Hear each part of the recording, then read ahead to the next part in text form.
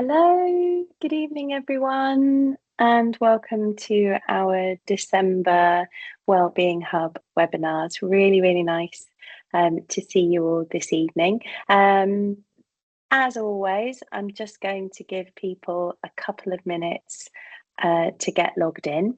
And those of you who've been to our webinars before will know that I always ask just a cheesy question to kind of bridge this awkward bit. And I've been giving some thought to it because I realised Fiona told me that I've been asking people about their favourite biscuits for too many times. So given the festive period, I just wondered if in the Q&A, which we can use as a chat, if you've got a favourite festive song or festive tune, do you want to let us know what it is? Steve, do you have a favourite festive tune? I don't like Christmas at all. So I am the Grinch. Okay. Right? Bar humbug. No, I'm not that bad. But no, I don't. Oh, all right, I do. Once in Royal David City, that's my favourite. I do like that. I think that's really beautiful. That song, that carol. So there you go. What about you, Fiona?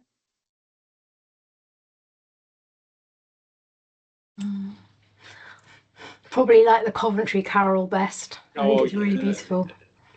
And it's very old, and I love the fact that people have been singing it for hundreds of years. I find that quite moving. Yeah. Nice. I think for me it's Stop the Cavalry, Jonah Louie. Quite like that one. Yeah. Anyway, yeah, so please do put your favourite festive song in the Q&A if you have one. But yeah, that's helped bridge that awkward couple of minutes as everyone tries to get logged on. So I am going to make a slow start. As always, I'm just going to do a kind of very brief introduction, tell you a bit about the Wellbeing Hub for those of you who perhaps haven't been to one of our webinars before. For those of you who have, some of this will already be familiar.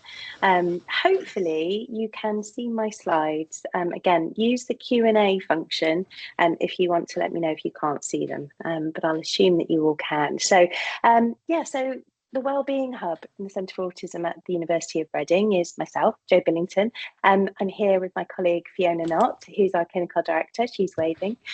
We also have a couple of other team members. We have Emma Harris, who is actually on maternity leave at the moment, but she'll be joining us again in January. And we also have our lovely administrator, Charlie.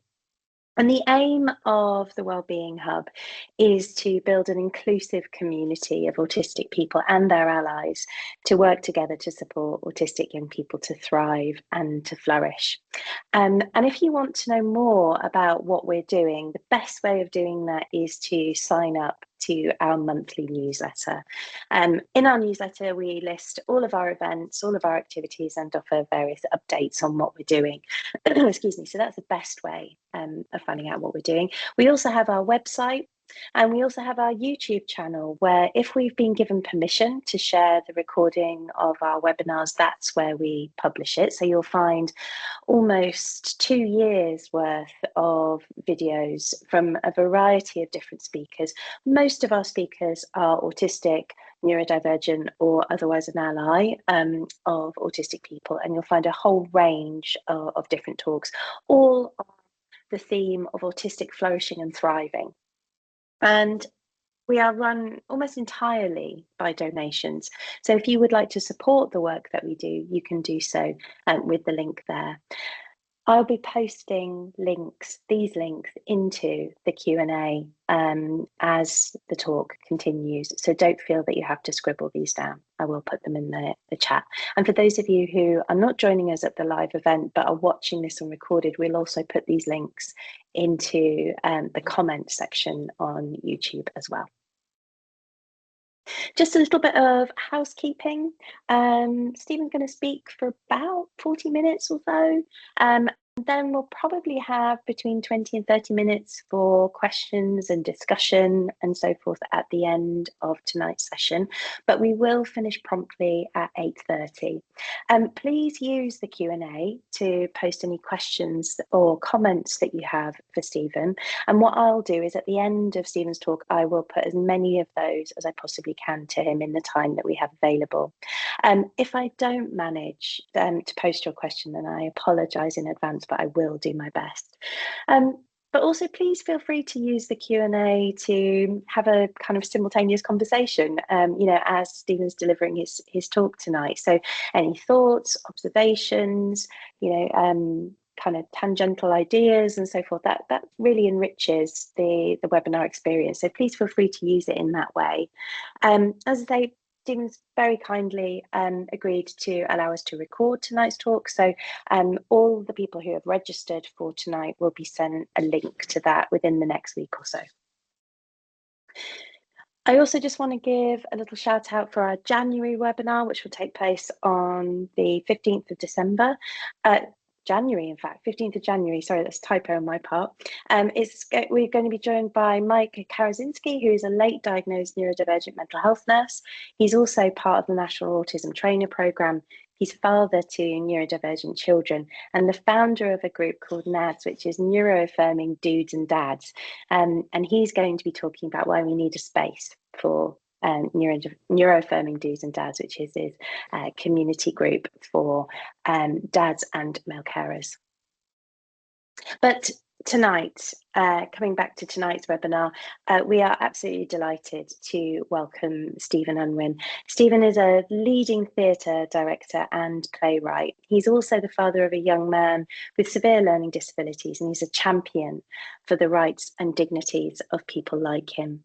His most recent book, Beautiful Lives, How We Got Learning Disabilities So Wrong, was published in June this year and is a cultural, philosophical and political history of this forgotten minority and an exploration of the contradictions and challenges of today. I'll also include a link in the Q&A to Stephen's book as well. Before I hand over to Stephen, though, I just want to alert people to some of the content that Stephen will be talking about tonight. Stephen's book is hopeful and it looks forward towards a better future, but it doesn't ignore the cruelty and the neglect that is also common in the lives of people with learning disabilities. So some of our attendees tonight might find aspects of Stephen's talk challenging or even upsetting, and it might not be suitable for young children. So parental discretion is advised, and we would encourage you to prioritise self-care. So if tonight's not the right time for you to be engaging with some of these ideas, then again, rest assured that the recording of Stephen's talk will be sent to you soon. So if you would prefer to watch it at a later date, you'll get the opportunity to do that. But without further ado, I am going to hand over to Stephen. So thank you so much, Stephen. Over to you. Thanks, Jo, and thanks everybody. I'm really honoured, and this is weird because I can see myself on my own screen. I wonder what I do about that. I'm really honoured and delighted to be here. In some ways, I feel a bit of an imposter. Okay, talking to Reading University and so on. I'm not an academic, nor am I a learning disability professional. I don't work in education. I don't work in the National Health Service. And although autism is a thread that runs through the book is not a book about autism, and I am not really a specialist in autism in any way. Instead, my life has been, I've worked in the arts for 40 years and written books and plays and all kinds of stuff. That's my day job. But I do have the experience as a dad of three young people, and who are all completely wonderful. And when I've done these talks, and I've done a lot of them now, I'm sometimes asked by the interviewer, tell me about Joey. And this is what I say. I say that Joey, like his dad, as you can see, was a bit thin on top, Joey's got pale skin. He's got blue eyes, like I've got blue eyes. He's got a rather thin mouth. He's got 2 arms, 2 legs, 10 toes, 10 fingers, and like his dad is a bit of a tummy. And that's it. And that's all I say about Joey when I'm asked that. Now, you can all see what I've done there, and it's really fundamental to what I'm going to talk about this evening, which is that Joey has very profound learning disabilities, and he has epilepsy. He's not autistic, although there's a sort of still a question mark about that. But anyway, whether he's autistic or not, but that's certainly not his prime issue. But the important thing is that he's a human being, just like everybody on this seminar, just like everybody we know. He is a human being. And in writing my book, which is called Beautiful Lives, How We Got Learning Disabilities So Wrong, I tried to ask myself the question is, how have we got into a position, how has our culture got into a position where we don't grant this group full humanity? And that, in my mind, has had some really catastrophic consequences. And what the book tries to do is it tries to track what is in fact a kind of dehumanizing tendency in our society, and which has had a very, very bad impact on the lives of people who have never done anybody any harm. So the book is, and I'm going to talk a bit about the book, but more importantly about what the book tries to say. The book is, in a way, is the history of an idea. It's cultural history. And at its heart is the story of the way that labeling operates. And the strange thing about this history is that the more that people were categorized and labeled, the more they were regarded as a strange group, as another, as a problem to be dealt with. Now, one of the big problems looking back and trying to do the history, trying to write the history of this group, is how slippery the categories and the labels and the names are. Let me give you 2 examples. There's a word that everybody will be familiar with, idiot. Now, idiot used to mean somebody who had no, who was not involved in society, somebody who had no stake in the world, in the way that the world works, somebody who maybe for their own reasons stood back, it's a Greek term, stood back from being involved in society. And of course, what it really started to mean there was people who are not educated. So when in Shakespeare they say the tale told by an idiot, they actually mean a tale told by a peasant, a tale told by someone who doesn't have an education, who doesn't have any social standing. It means that much more than the other meaning that started to emerge, which is the meaning that we know about, which is somebody with learning disabilities. So what you find there is you find this peculiar conflation of intellectual disability, or notions of intellectual disability, with class, with poverty, and that's a profound misunderstanding that we still hear today. People say, terrible people say, oh, working class people are stupid. I mean, it's ridiculous that they say that, but you do hear that. That is in our discourse. Then another term which appeared, I suppose, at the turn of the 20th century, really, which is this phrase, feeble-minded. Now, you'd think you would know what feeble-minded meant. Feeble-minded meant somebody whose brain wasn't capable of doing some of the things that many of us take for granted. But the very strange thing is that the group that were called the feeble-minded included alcoholics, schizophrenics, people who, who committed criminals, and extraordinarily enough, women who got pregnant who weren't married. These were all people who were called feeble-minded. And so what happens through history is that with the changes, with the new names, you create new populations and you create new confinements, if you understand what I mean. So a group is defined and becomes another to be dealt with. And the feeble-minded, and I'm going to talk about this in a minute, were treated in a particular way. But of course, it suddenly became this huge population, because the more people you put into that category, the bigger it becomes. So you go, oh my God, we're being swamped by feeble-minded people. It really depends how many people you define as feeble-minded. Now, I'm going to make a huge historical generalization, but it's quite useful. Before about 1800, it seems to be the case that people with what we would nowadays say had learning disabilities lived in the society, lived with their families, some of them had jobs, were to a large extent just accepted.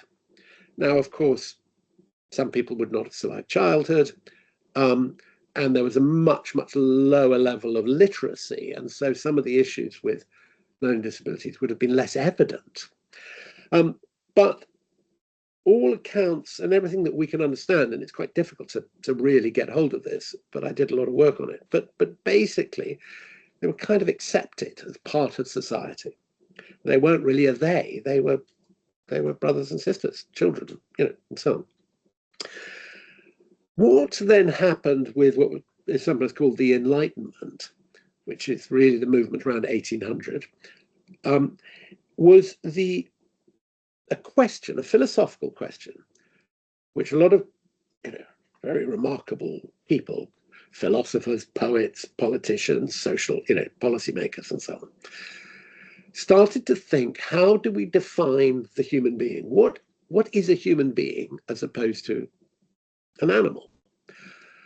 And what emerged was the notion that a human being was somebody who could speak, who could read, who could write, who could carry on in the way that I do.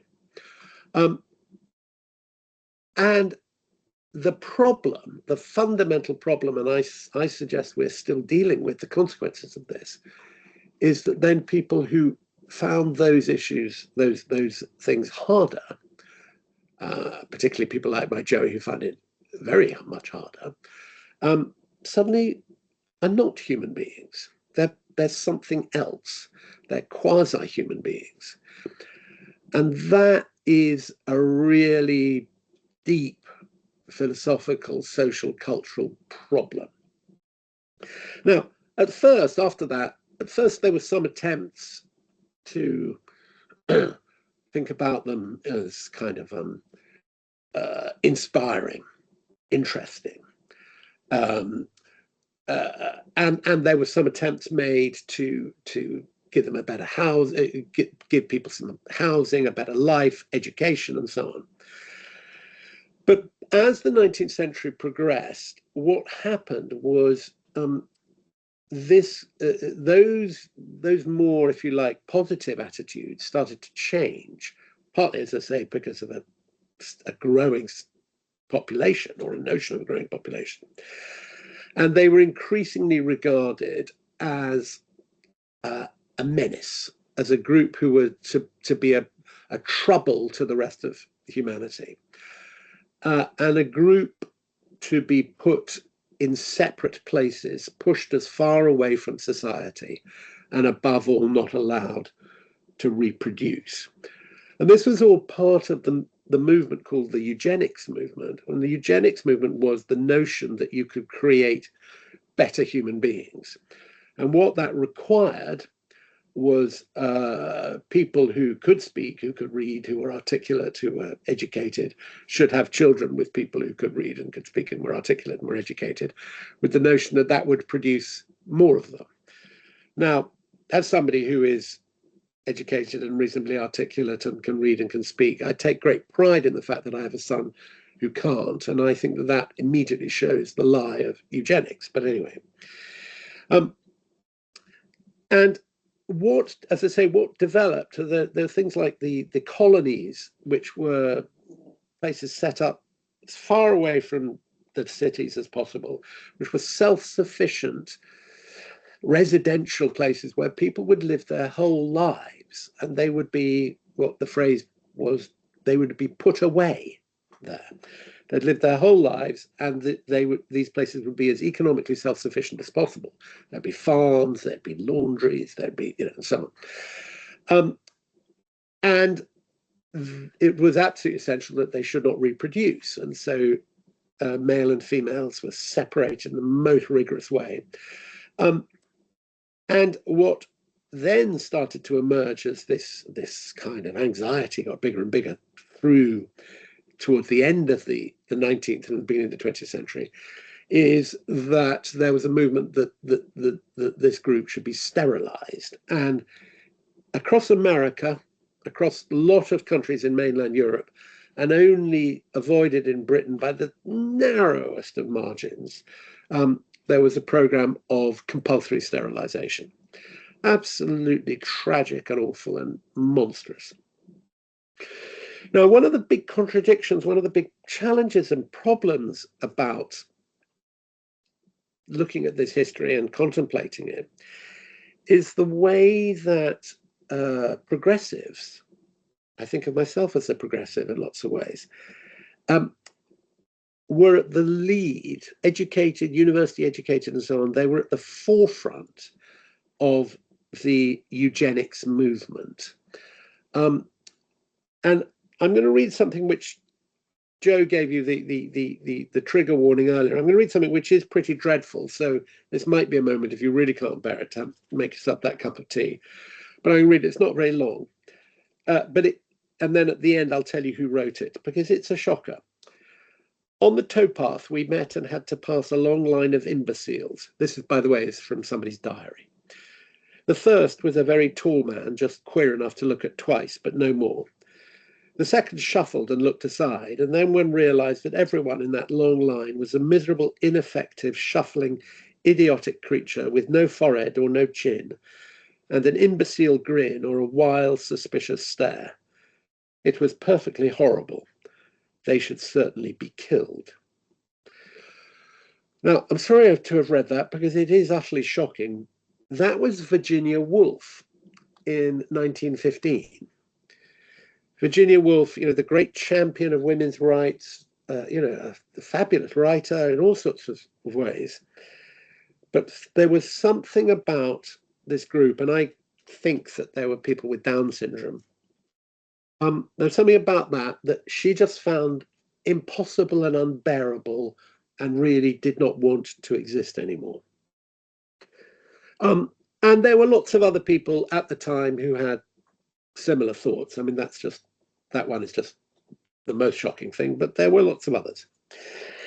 Now, in the Nazis typically took this to its most awful logical conclusion in a program called T4, which was where thousands of people with learning disabilities, autistic, physical disabilities, I mean, autism was not really used as the word, but I'm sure you'll understand what I mean, and physical disabilities and some mental illnesses were murdered.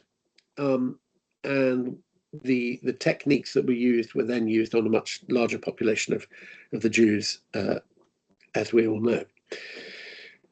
So that takes us to 1945. And the tricky problem is we would think that after 1945, those kinds of dark and terrible attitudes and terrible practices, once they'd been exposed and once we'd all realized that would then bring an end to it. But the complicated problem is that it didn't. It changed, some of the argument changed, but some of the core beliefs seem to have remained. And two very, very important pieces of legislation, post-war legislation, well, one in the war, but it might as well be post-war. The 1944 Education Act, this is part of the new welfare state that we all, so many of us treasure. The 1944 Education Act divided children into two groups, the educable and the ineducable. And there was a middle group, which was the educationally subnormal, who they thought were educable, were not ineducable, but were educationally subnormal. So that was the 1944 Education Act. And then extraordinarily, the 1946 National Health Service Act, the thing that set up the National Health Service, defined the hospital as an institution for the, quote, reception and treatment of persons suffering from illness, physical illness, like we know, or mental defectiveness. And so what happened with the asylums that had built up in the 19th and early 20th century, these huge asylums and colonies in these huge, vast places, were simply taken over by the National Health Service and turned into long-stay hospitals.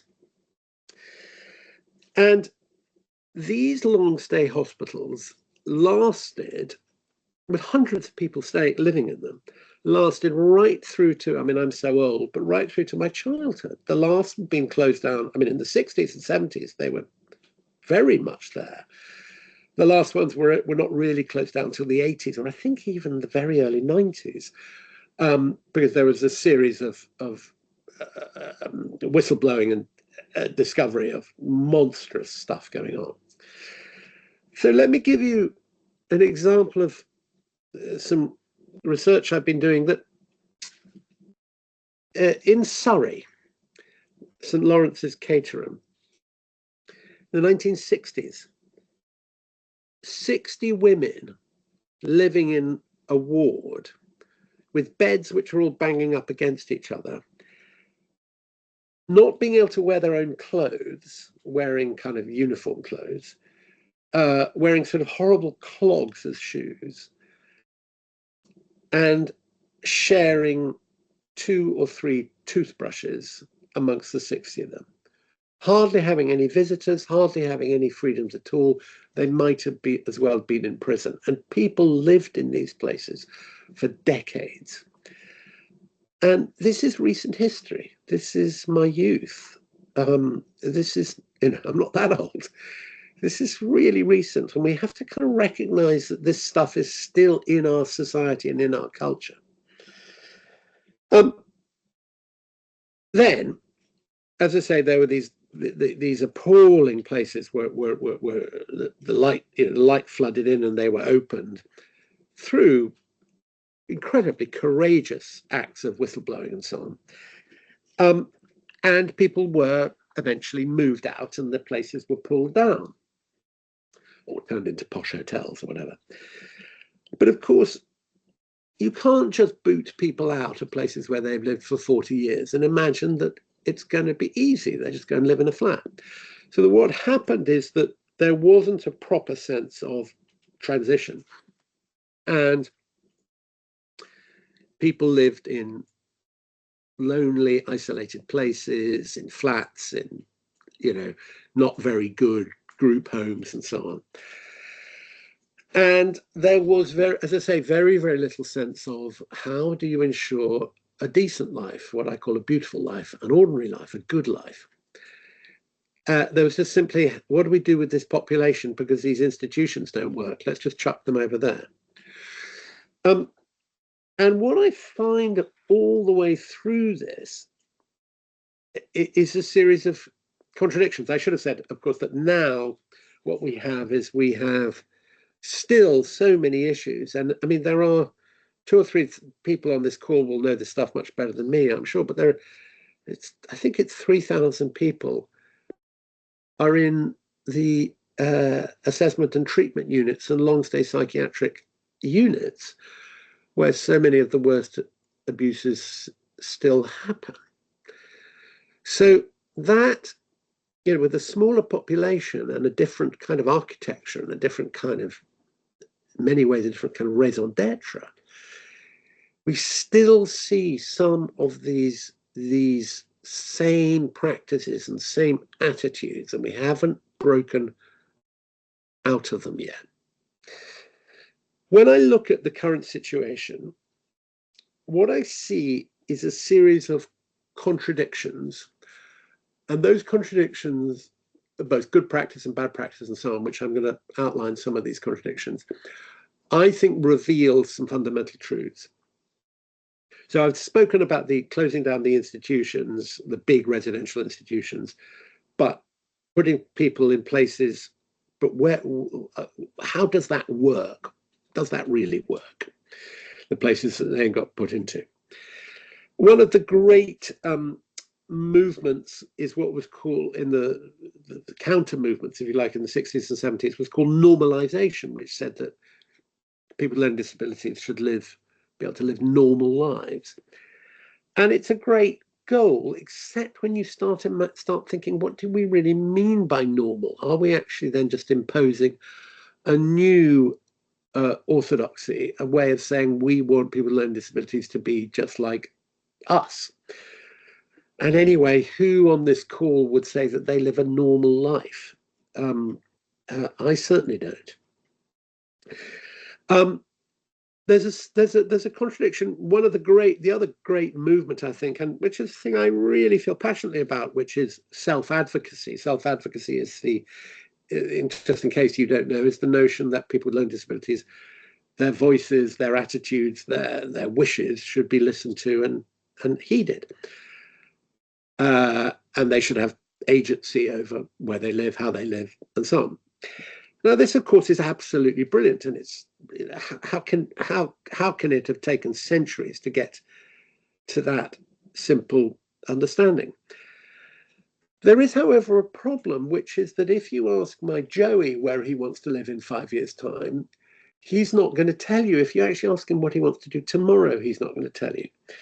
So what we have to recognize is that this tag, learning disabilities, covers such a vast range of abilities and disabilities. But there is one thing which is they all have in common, which is they're human beings.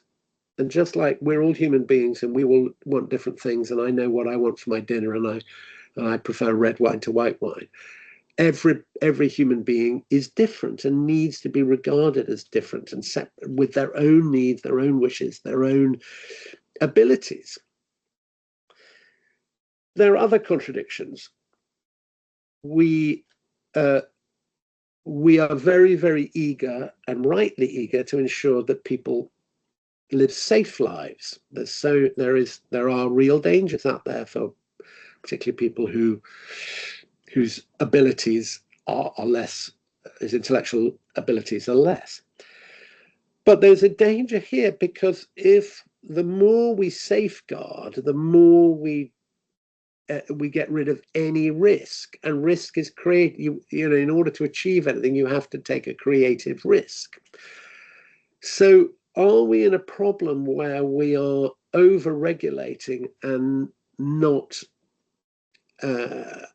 taking the risks anymore? There's another strange contradiction. There's a thing that pops up every now and again, which is what I call boosterism, and that is, films and clips and stories about somebody with learning disabilities who is, I don't know, conducting an orchestra, or is cooking amazing dinners, or is, getting married, having children, all this stuff. And this is presented to us as a way of getting past the myths that people hold about learning disabled people. And again, it's right and good because it does present a positive image. But there are two dangers in it, one of which is that it creates another hierarchy. And so the people who can do all that stuff go to the top of the hierarchy, and people like my Joey, who can't do those things, sink to the bottom. It's also, there's a political risk in it, because if we say people with learning disabilities can look after themselves, the politicians quite quickly say, oh, well, that's great. Why are we spending any money on it? So those contradictions are complicated, and I think we need to keep trying to engage with them and not fall down on one side or another and recognize the fullness of that. A last contradiction is we all are pleased to have gone beyond the medical model. The medical model says, you know, that this is that somebody with learning disabilities has got an illness or is a subject for doctors, not for anything else. But we've got beyond the medical model. But the truth is that people with learning disabilities are faring incredibly badly in the NHS and in private practice as well, of course. They die on average 20 years younger than their non-disabled peers. Their deaths, the reasons for their deaths, they're all too often unexplored, unexamined. Too often they live in squalor, is the honest truth, and they're deprived of the basic freedoms that the rest of us take for granted. So it's a really quite a complicated situation. There are some positives, and I'm going to try and talk about this in a minute. And there is some sense of, I do have some sense of what I think we need to do to address this. So let me do that. When things go wrong, people routinely call for three things. Better regulation. When things go wrong, I beg your pardon, in residential places or in schools or in hospital settings or whatever. People call for three things. They call for better regulation, they call for better training, and they call for more money. Now, as a realist, I recognize that regulation matters, that training matters, and that money matters. I'm not underestimating those. But I think there is something more important which gets forgotten about, and that is culture, the culture of an organization. And it's an intangible and it's difficult to measure, but it is absolutely fundamental. It's sometimes said that culture eats strategy for breakfast. And it's a very good phrase, because I think what it says is that you can have many aspirational phrases. You can have as glossy brochures. You can have as much we always do this. We as an organization do this, this, and the other, because we are committed to this, that, and the other. But the biggest problem that we're dealing with at the moment is a gap between aspiration and reality.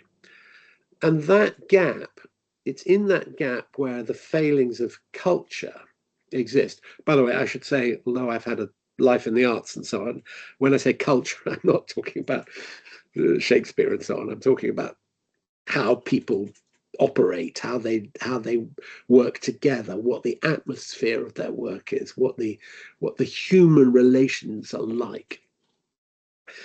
And at the heart of the challenge, and this is where we go full circle, if you like, at the heart of the challenge is what I call rehumanization, which is how do we change the culture in such a way that we start to treat people with learning disabilities as our fellow human beings. I think we need to get beyond cliches. We need to get beyond simple aspiration. We need to get beyond pessimism, get beyond optimism, and be realistic, be truthful about the situation, about and about our loved ones or ourselves. Good culture exists, and it's so incredibly rewarding when you see it. And I'm sure people on this call, many of you will have your own examples of good culture, and I'm sure some of you will have examples of bad culture. But let me just tell you a little story. So the other day we had the Joey's annual report. By the way, this bit I'm saying, I don't mind it being recorded, but it's maybe not for Twitter or whatever you do. And there was we were on a Zoom, one of these things, and had a meeting, the annual review with the local authority, and with the which was about assessing Joey's placement. Joey lives in supported living, really nice supported living. Anyway, so on the Zoom, there was, in the little windows of Zoom, there was me, in another window with Joey's mum, in another window with Joey's big brother, in another window was the social worker from Hackney, another window was the social worker's boss. And then in the final window was my Joey sat between the two managers at this supported living place, in which I think there are about 12 people live there. And Joey was just sat there, and the meeting was incredibly boring, as I'm sure you can imagine. But Joe just sat there. He had his iPad, he was giggling, he was tickling these two who work with him. They were laughing with him, they were then engaging with the meeting and then engaging with him. And it was, he could see his mum, he could see me. There was no kind of crisis about that. There was nothing, but just, it's fine. It's just fine. And looking at Joe between the two of them, it could have been Joey between his mum and his brother, or between me and his mum, or whatever. And at one point I said to the social worker, I said, because it was the annual assessment of whether this placement works. I said, you don't really have to do very much more to understand this placement than to look at what's happening there. Because what was happening there was a proper culture of care, of friendship, of decency, and a million miles away from the nightmares that I've been describing, and that, of course, I am horribly aware of, do exist in places. So, we've worked very, very hard to get that place there, and it's gone through its challenges. But that struck me as an incredibly positive moment, and was not. Yes, of course, there's training there. Yes, of course, there's regulation, and yes, of course, there's some investment. But it was something bigger than that was really happening, and something I think more important. It's certainly something that if we ignore, we will not be able to have our loved ones and our friends and our family members will not be able to have the beautiful lives that they should be able to have. I wanted to close with some reflections on Laughing Boy. Now, this may be something that people are aware of or not, so let me just explain it. Laughing Boy was a play that I wrote, and it was taken from a brilliant book called Justice for Laughing Boy. And Justice for Laughing Boy is written by a remarkable woman called Sarah Ryan. And it was the account, first of all, the account of the death of her son, Connor Sparrowhawk, who drowned of an epileptic seizure in an ATU in Oxford in 2015. Absolutely, sorry, 2013, I'm so sorry. Absolutely terrible, terrible thing. And what happened was that Sarah headed up, Sarah and a lot of other people, waged the most extraordinary campaign for justice, in which she hit up against this extraordinary ability of the powers that be to bring the block down, to defend themselves, defend their reputation, even to such an extent that they were claiming that Connor had died of natural causes. No, Connor had drowned in a bath. He had epilepsy, and he was in a bath with the door shut, and nobody was there with him. He drowned of neglect. It should not have happened. Anyway, I adapted this remarkable book for the stage with a lot of sense of this has to honour this story and honour Sarah, but also tell the complicated and contradictory sets of truths in there. And thinking about it, I realised that the fundamental aim was really simple, and it goes back to this rehumanising. I wanted to show that Connor, who had learning disabilities, quite mild, moderate learning disabilities, but was autistic as well. I wanted to show that Connor, who society has historically, as I've been outlining, has regarded Connor and the Connors of the world as the stranger, the oddball, the peculiar one, the one over there, the outsider. But I wanted to show that Connor was a member of a family. He was a brother. He was a son. He was a laugh. He apparently laughed a lot. He had all the stuff that he loved doing. He irritated them. They irritated him. He was a spirit. He was an energy. He was a gorgeous, obviously a gorgeous, I never met him. I wish I had him. A gorgeous human being. And then I wanted to show the audience that he was a gorgeous human being who was part of a fascinating and intriguing and wonderful family. And I also wanted to show that the structures that apparently are set up to help are not familiar. They're unfamiliar because they're peculiar, because they don't acknowledge the human being in the middle of it. This is a huge generalization, but that was this particular story. They're the strange creatures. They're the things that need to be looked at critically and objectively and go, what is happening here in the story of Sarah and Connor? And in doing that, I think what I was trying to do was sort of turn things upside down and help an audience and people who read it and so on see the world in a different way. And I guess that and we did it, and it was, maybe even some of you saw it. I know Joe did, and people were very, very moved and very, very struck by it. I'm not boasting. I promise you, it's not about boasting. But what it is about is saying that seems to me the great cultural challenge, is to look at this down the other end of the telescope. The subtitle of my book is How We Got Learning Disabilities So Wrong.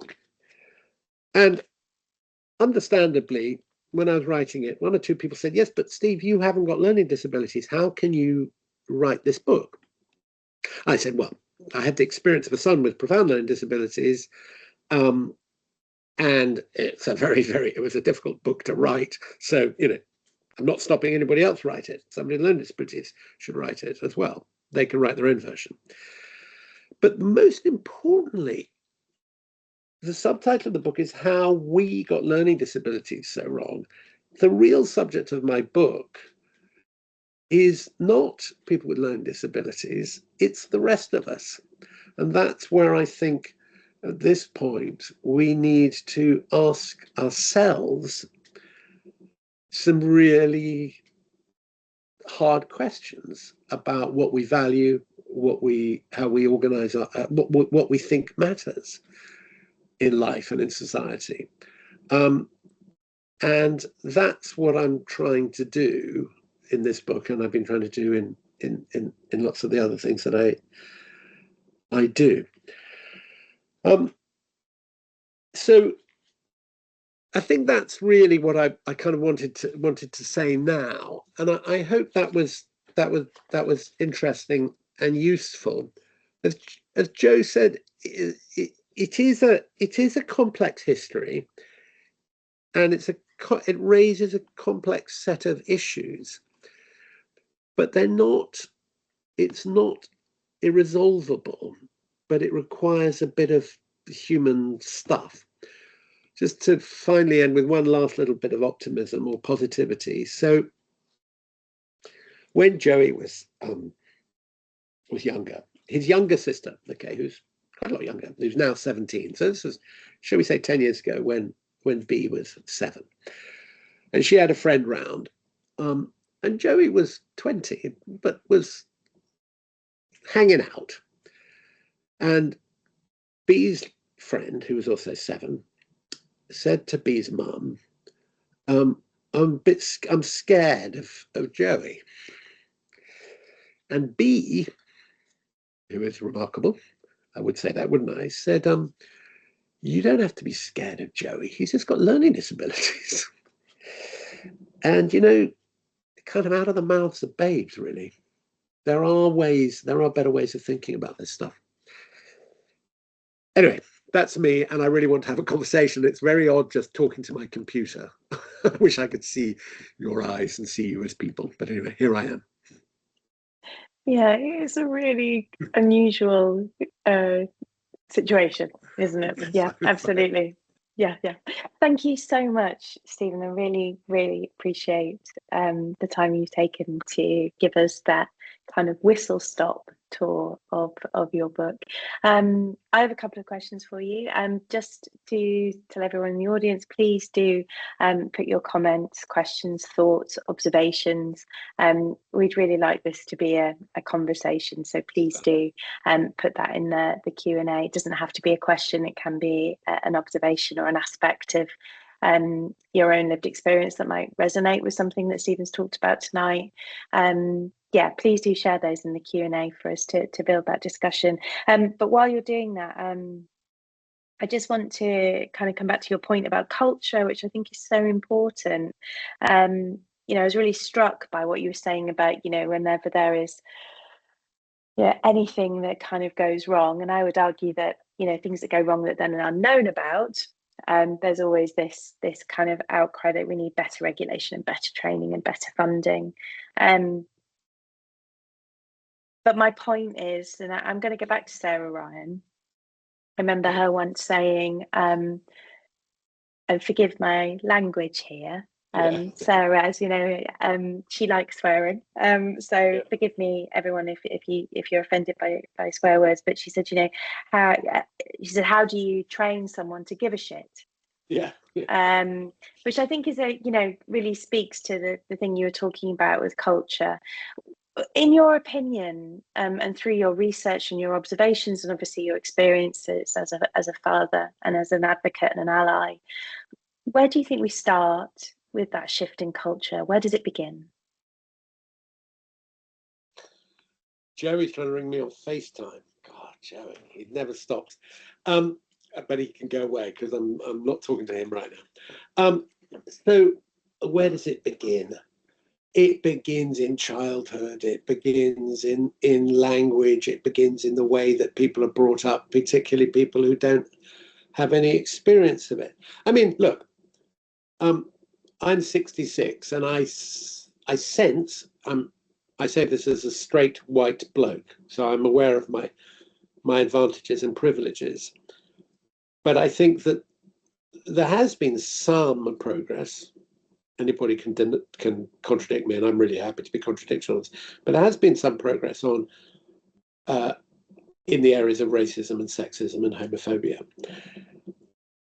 And I sometimes think that in this particular prejudice, there's not been much progress.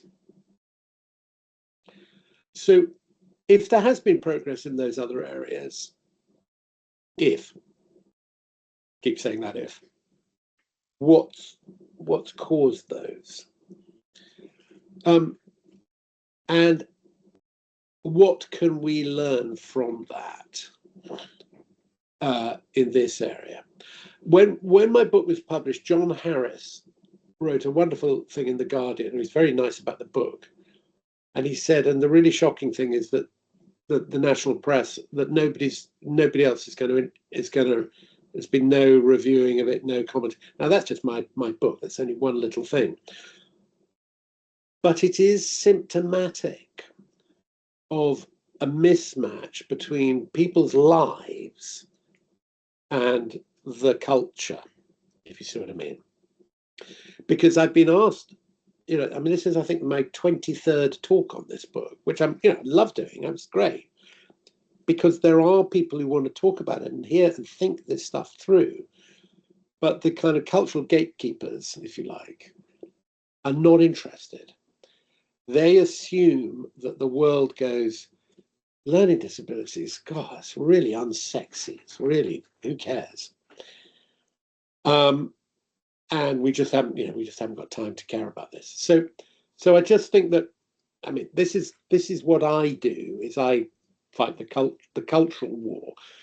That's war is the wrong term. I try and affect culture. That just happens to be what I do. But you know, there's so many other areas where it can happen. There's some good people trying to change attitudes in healthcare. Some people trying to change attitudes in education.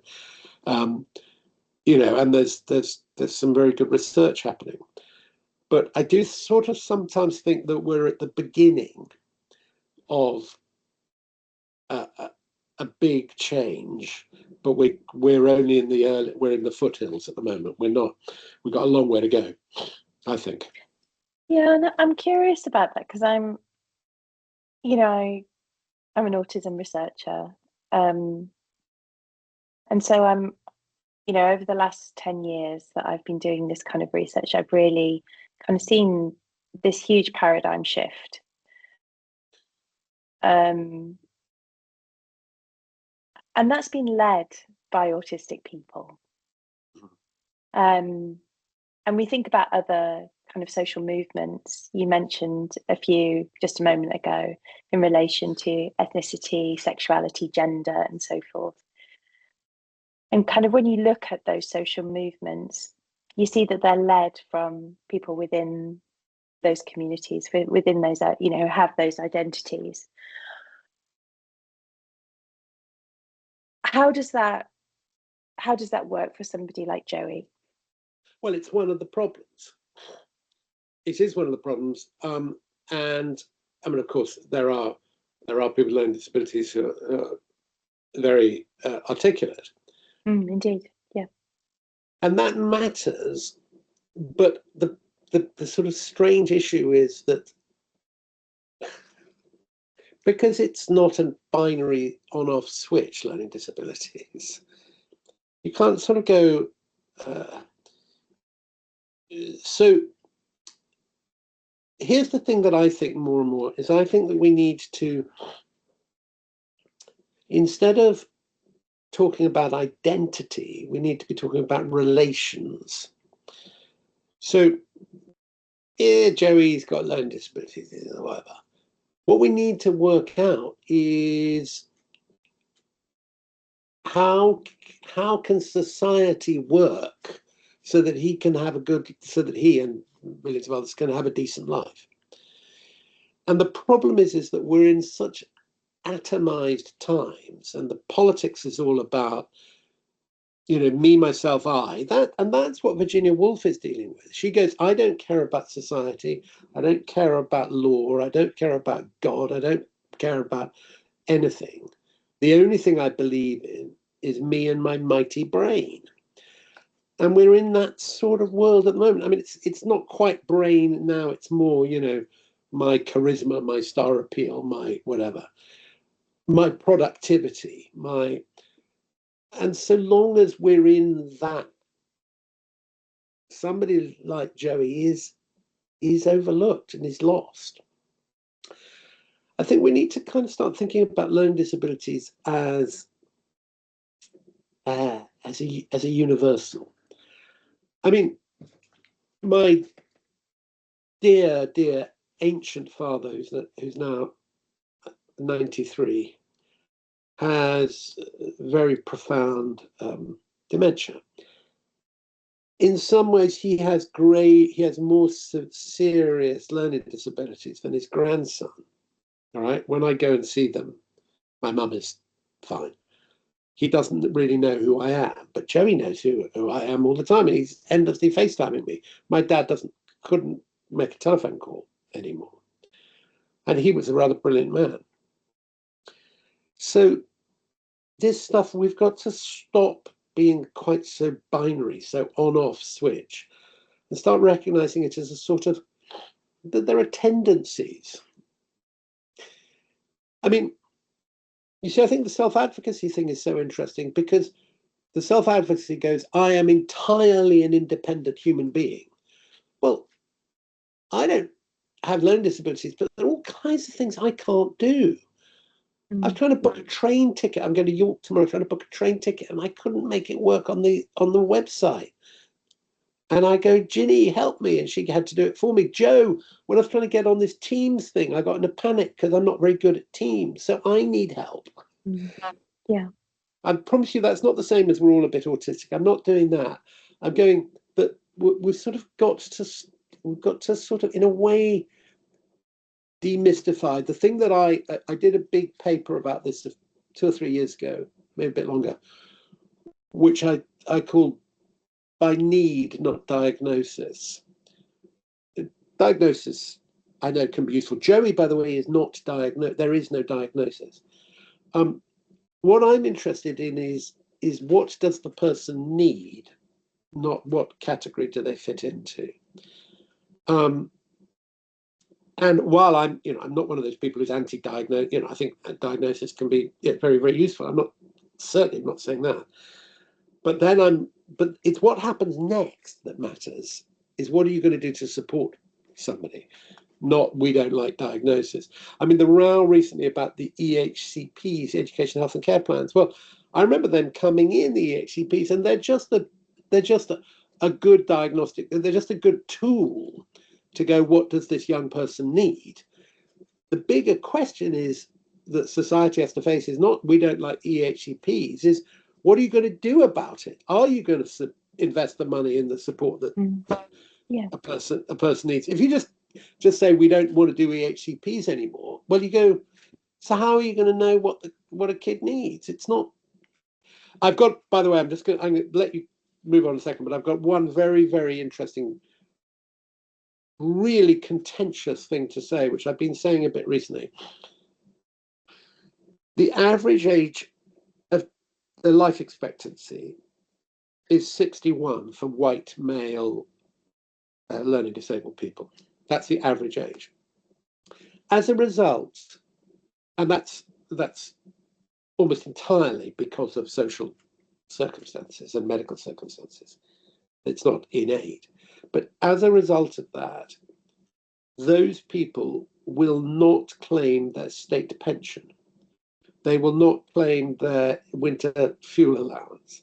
And above all, they will not cost the NHS that huge amount of money, which is being spent, huge amount of money being spent on the elderly by the NHS. God bless it, and great. I'm very pleased that it does. So why don't we take that money that they are never going to be awarded or cost and invest it up front? It's a rather brutal, it's a very brutal way of thinking, but I sometimes think at the moment we've got to be more kind of a bit tougher, a bit more sober, and a bit more kind of, let's spend that money on making sure they have a brilliant teens and 20s and 30s. Give them a fantastic life. If we really are, if we're going to say that we're content that life expectancy is 20 years shorter than it is for non-disabled people, non-learning disabled people. I mean, I say that as a provocation rather than as a reality, but it's a useful provocation. Yeah, absolutely. Yeah, absolutely. We have had some questions for you, Steve. One of which is more of a kind of somebody just wanted to let you know that there's a lot of love for your book, by the way. So somebody here is saying that they've bought your book for a close friend who lectures medical students. And another one is saying that the book is great. It reminds us why we do what we do, which is particularly important for me as it relates to my takeaways, our aspirations for change and the reality. Do you recommend any other useful books for professionals to read to gain greater insight? Well, I mean, Sarah Ryan's book, there are 3 actually. There's Justice for Laughing Boy, which is magnificent. There's her book, I can never remember what it's called. Learning Disabilities and Pockets of Brilliance, or Love, Learning Disabilities, Pockets of Brilliance. That's what it's called, isn't it? And then got it here somewhere. And then her recent book, which is a tough book, and it has in it, it uses the term social murder. And what this means, this is in the new book, and what this means is she takes it from Friedrich Engels, and Engels, who was in Manchester in the 1840s and 50s, recognized that working class men and women, but particularly men, were dying much younger than people not working in the dark satanic mills. And he said, so everybody knows that they're dying younger.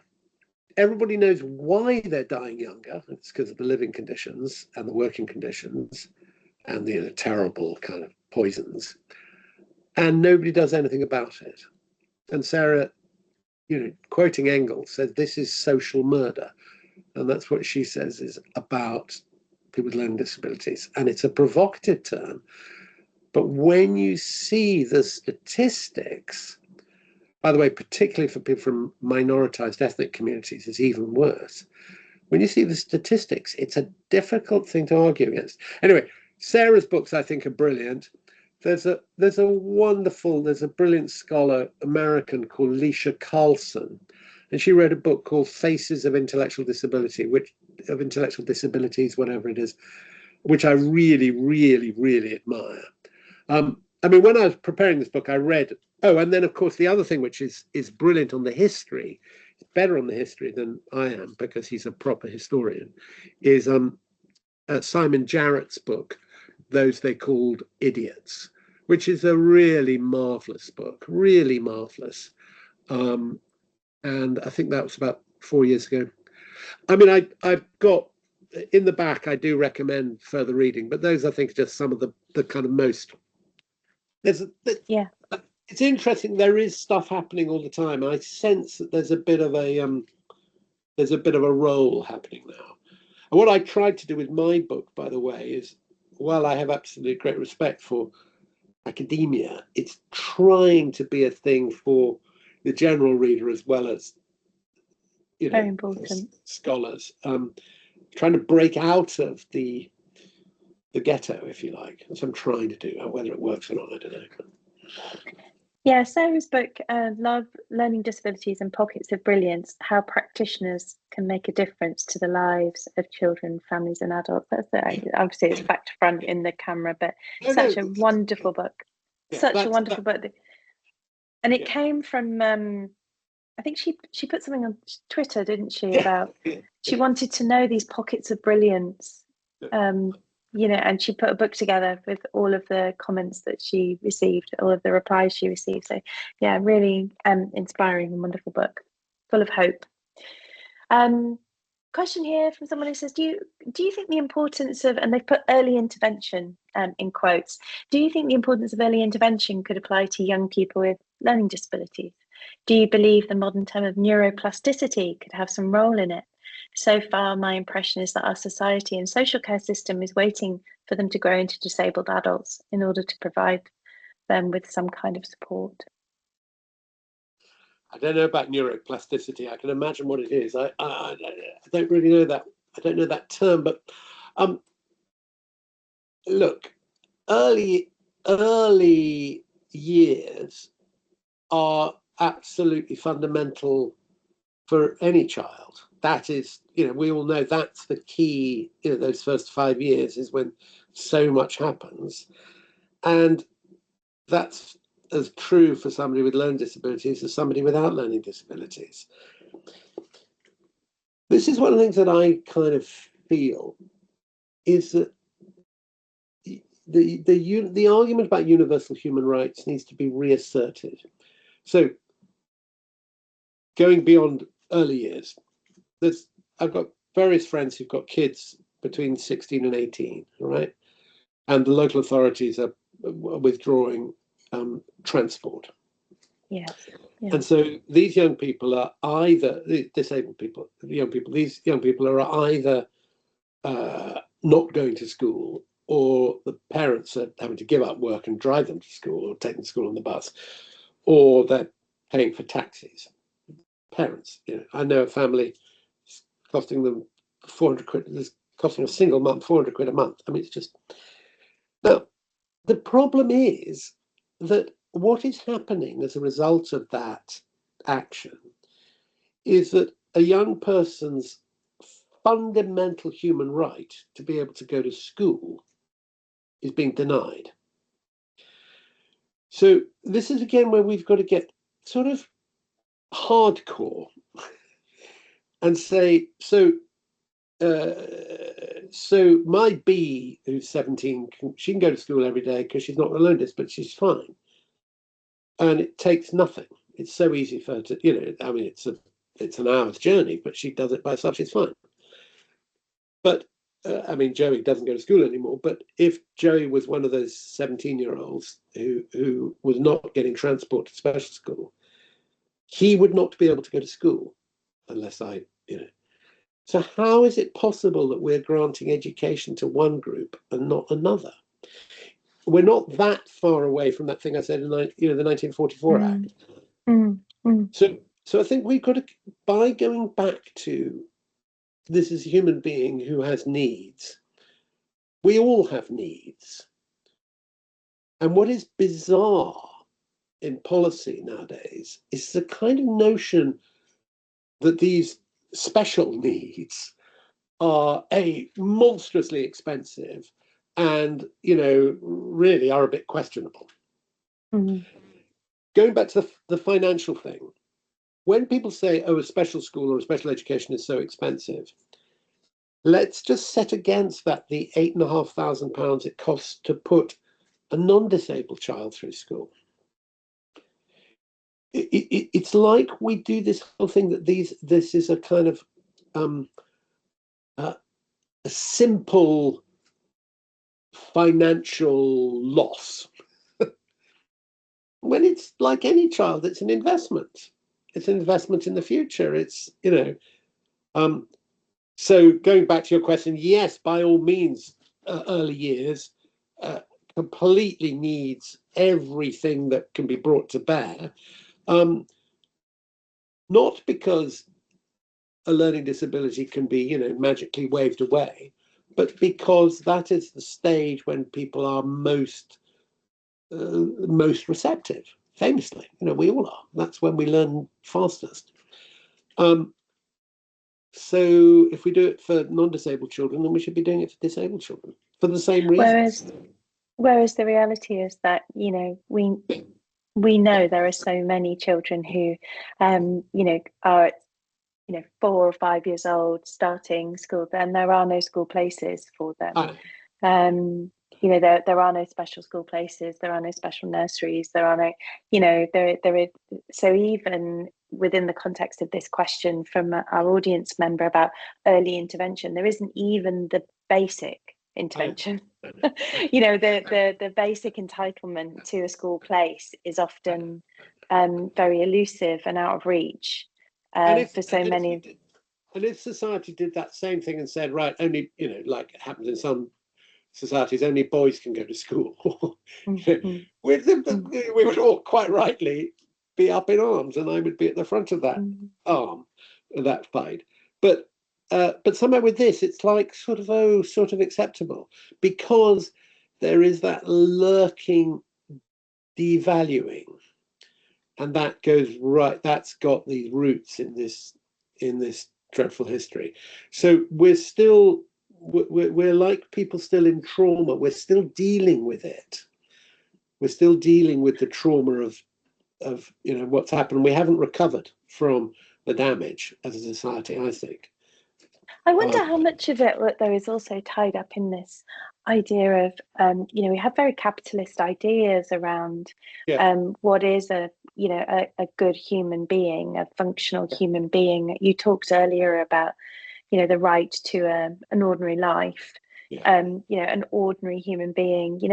When we kind of unpack some of the rhetoric around that, our society is very much predicated on the idea that a functional human being is ultimately one who generates economic activity and ultimately pays taxes. And I don't want to get too political with this, obviously, but I kind of am really interested in the relationship between the kind of phenomenon that you're talking about tonight and, you know, the fact that potentially somebody with a learning disability is likely to make their contribution in life in non-financial ways. Yeah, but like we all make contributions in life in non-financial ways. Of course. You know, we all do. I mean, but I wonder about when we talk about the worth of a human being. Yeah, no, I agree. I'm fascinated by like how much capitalism has to play in that. Well, but you see, and what that is that again, it's this binary thing. So somebody, you know, is a great financial contributor, and somebody is a great financial loss, and you sort of go, well, it's all, our lives are much more complicated than that. Now, you know, somebody like Joey, they're not huge. There's a pretty tiny proportion of people with very profound learning disabilities like him. Awful lot of people with learning disabilities do jobs. I mean, they should be able to do more jobs. They make, you know, all kinds of contributions. You know, and then Joey does do a day a week at a charity shop. I don't quite know what he does, but it's, you know, it's good for him. It's great. But it's too binary and it's too simplistic. And what we need to keep doing is looking back at ourselves and going, so am I 100% productive all the time? Mm-hmm. You know, the amount of, if you think of what I've cost the state, I mean, I'm so old that I went to university without, you know, having to pay tuition fees, but all kinds of things I cost the state. I mean, I was very ill recently. I had a massive operation, you know, that cost the NHS shitloads. So we need to sort of resist these simplifications. I mean, here's another thing, which is the immigration. Okay, so there's a Ellis Island, you know, Ellis Island, where people went into America. One of its nicknames was the Isle of Defectives, and that is because actually 1 in 10 people were turned away and sent on boats going back. And one of the chief criteria was that they didn't pass these ludicrous intelligence tests, that IQ tests that they had to do. Now, they often didn't because they were Romanian peasants who didn't speak a word of English and didn't understand what was being asked of them. But it was also because of an intellectual disability. Now, it's a complete misunderstanding of human nature, because if I had turned up at Ellis Island without Joey, you know, with a good degree from a posh university, they'd have gone, yeah, welcome. They'd have let me in front of the queue. I know that. But they wouldn't have thought through, oh yeah, but he might have a kid with learning disabilities who's going to cost the state some money. And he's also got another kid who's doing brilliantly. You know, we're all, human life is not so simple.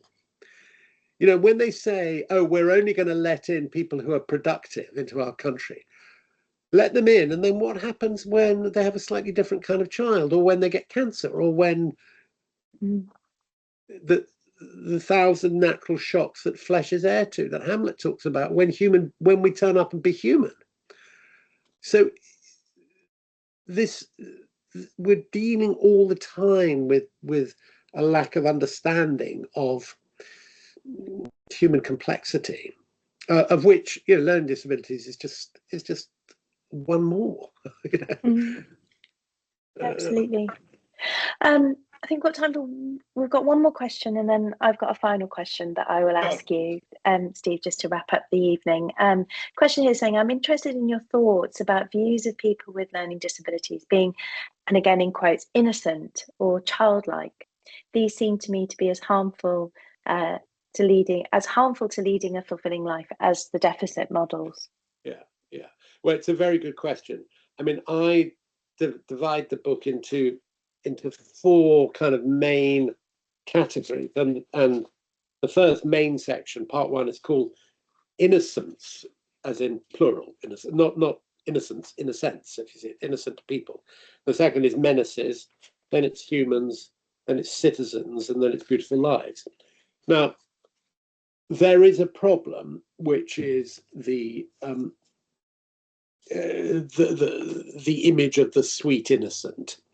And I'm aware that my Joey has got a sort of big golden smile, a big smile, and he's kind of has some sort of charm, and he's very, in lots of ways, very innocent. And I know that that's only one person. I think there is a danger in that. I think there is a danger in that infantilizing, a real danger infantilizing. But I think there's also a reality which goes, yeah, but he loves Monsters, Inc. and he's 29, right? And what we need to stop doing is going, well, you're 29.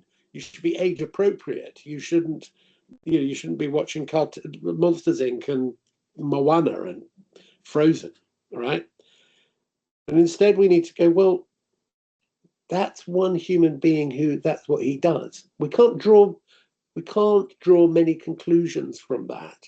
We have to be careful that we don't infantilize people who are, just like I don't want to be infantilized and you don't want to be infantilized. I get that. But we have to be careful not to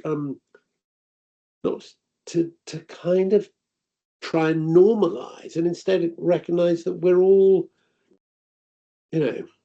I used to, in a normalizing grumpy way of mine, I used to get fed up with people, with adults reading Harry Potter on the tube. I thought, you're reading this. Yeah, I mean, I'm a terrible snob, right?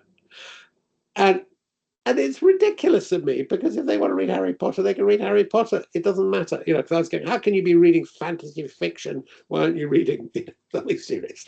I don't really mean that, but I can remember that instinct. But